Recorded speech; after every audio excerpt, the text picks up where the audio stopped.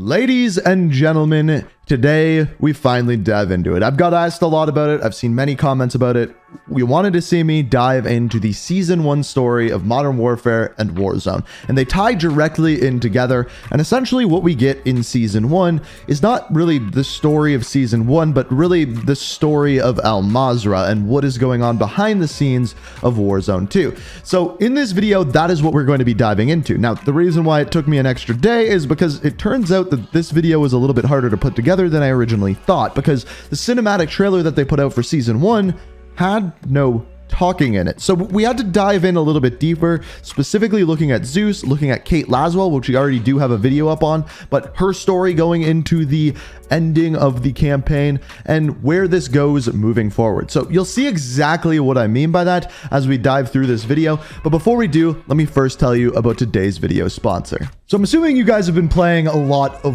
Warzone, but before you play anymore, I want to tell you about today's sponsor, which is Loot Boy. And essentially what they have is the right loot pack for you. With over 15 million registered users, 4.6 stars on Google Play, and on top of that, COD points in premium packs, you should definitely check out Loot Boy. What's awesome is everyone can download Loot Boy for absolutely free on iOS, Android, and on top of that, just on your PC. And from this, you can collect loot coins and unlock loot packs, or get diamonds and unlock premium loot packs as well. So this is Loot Boy. From the start, you can see that you get a daily boost, and from here, you can get coins or diamonds. With these, you can unlock various different packs, or for $3.49, or you can use diamonds, which you can actually do and earn diamonds on the website. You can unlock premium packs, and that is what we're going to be looking at today, because I've got 10 Warzone premium packs here, and I kind of wanted to show you guys what you can get from these. And there we go. On our third loot pack, we just got 2,400 COD points on PlayStation, which you can then use your code to redeem. And just so you know, that's essentially $20 worth of COD points, which is pretty sweet. So with these loot packs, you get a bunch of different things. So the big thing that we got, of course, was our 2,400 COD points. But on top of this, these various PC games we got are actually Steam codes that you can use to play those games and get them for free. And from just 10 loot packs, they gave me of a value of $140 just from 10 loot packs. So if you want to check out Loot Boy, it is the first link down in the description. You can get yourself some COD points just like I just did. But on top of that, if you use code Inkslasher-11, it is actually going to give you a community loot pack, which will give you some coins, potentially diamonds, and much, much more. So check it out, first link down in the description, and thank you Loot Boy for sponsoring the video.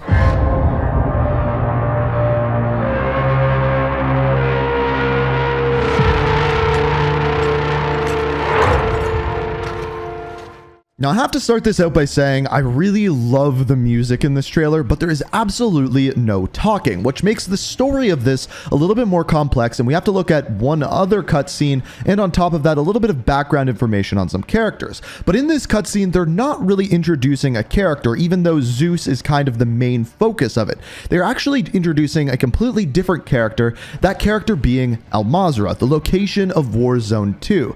Now, since there is no talking, you can't really extrapolate exactly what they are trying to prove or what point they are trying to push forward narratively for the story. So to get a better idea of what is going on in Al Mazrah, we actually have to look at Spec Ops, similar to what they did with Modern Warfare 2019. This is Watcher 1. The following message is restricted for limited distribution. This message is for assets assigned to carry out high-threat covert operations under my charge. You will deploy in two-man teams consisting of personnel from multiple special mission units. To complete these objectives, you have to work together. Any lone wolves among you have to learn to join the pack to achieve success. You will have no backup and no reinforcements. Be advised, if you are compromised, you will be denied and disavowed.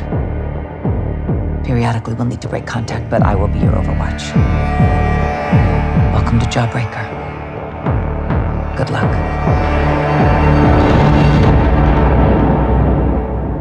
Breaker 1. Intercepted communications between Al-Qatala and an unknown individual in Russia confirms delivery of 3 packages to an AQ outpost in Al Mazrah. All right, hold it up right there. So first of all, we get introduced to Operation Jawbreaker, which is Kate Laswell sending in assets to Al Mazrah to fight Al-Qatala. That is essentially all the individual story on every single Spec Ops mission. In every single mission, you are going in to stop something between Al-Qatala and, generally speaking, Russian forces. In that very first cutscene that we saw there, we saw a contact between Al-Qatala and a mysterious Russian figure. In my opinion, that's one of two people, either Khalid al-Assad or Makarov himself, who we are introduced to at the end of the Modern Warfare 2 campaign. However, if we extrapolate a little bit more, and this is something that I will talk about in a future video, I have a feeling that Khalid al-Assad is actually the head of Al-Qatala, and Makarov is the mysterious Russian figure that they are talking about. Now, another example that we can see of this is the most recent Spec Op mission they put in with Season 1, where you see this in the cutscene. Breaker 1.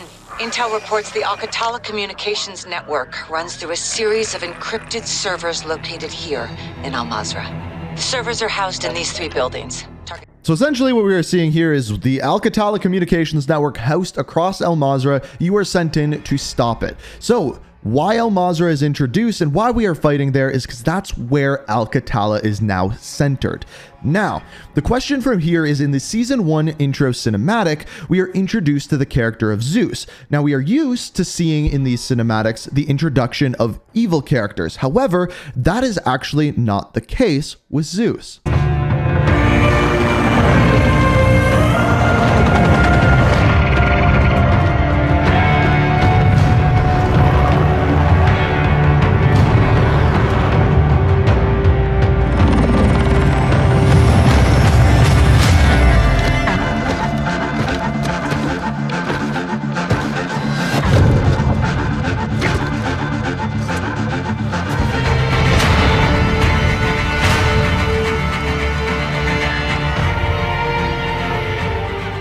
God, that music is good. So essentially what this is showing here is the introduction of the good characters to Al Mazrah. It is showing Kate Laswell's forces being put into place throughout several locations across Al Mazrah and being implemented against Al-Qatala. But again, why is Zeus the big character within Season 1? Now, when Zeus was introduced, based off of how he looked and the fact that he was being introduced in Season 1 cinematic, I assumed he was going to be an evil character, just because that's what we are used to. But that's absolutely not the case. When we have a look at his bio, his name is Zeus, his citizenship is American, his native language is English, and he is part of Kortak. His full name is Zosar Kalu. He was born in the Endo State in the south of Niger Delta. He was born to a middle-class family, the eldest of 3 children. He helped raise his younger siblings while his parents pursued their dreams of high office. His younger brother was born with dysarthria, which is a speech disorder. He would pronounce his name Zeus. The family found it fitting and adopted it.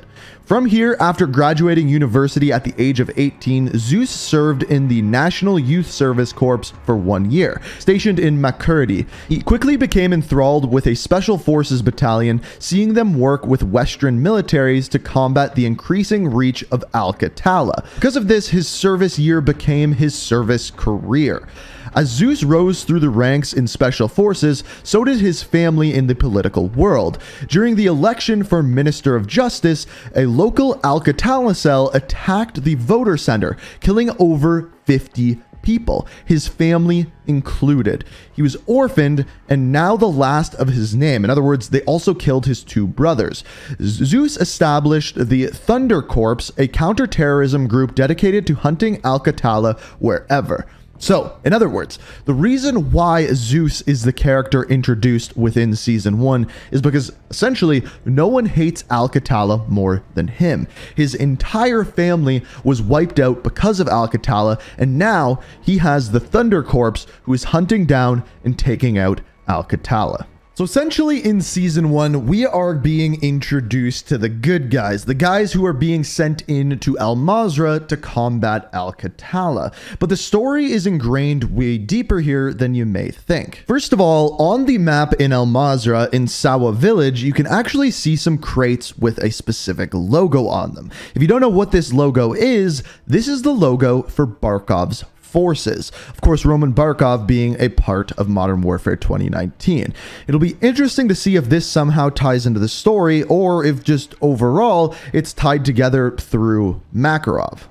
So where Season 1 introduced some good guys, I have a feeling that in the raid in the Season 1 Reloaded update, and on top of that with Season 2 moving forward, is where we're going to get to see a little bit more of the bad guys, the Alcatala forces, Makarov, things along those lines to be coming. But for now, that is what's going on in El Mazrah, and I'm curious to see where the story is moving forward. But essentially, that's the story of Season 1. So let me know what you think down in the comments. If you enjoyed the video, be sure to hit that like button, subscribe to stay up to date on all my videos, and as always, thank you so much for watching, and until next time, peace out.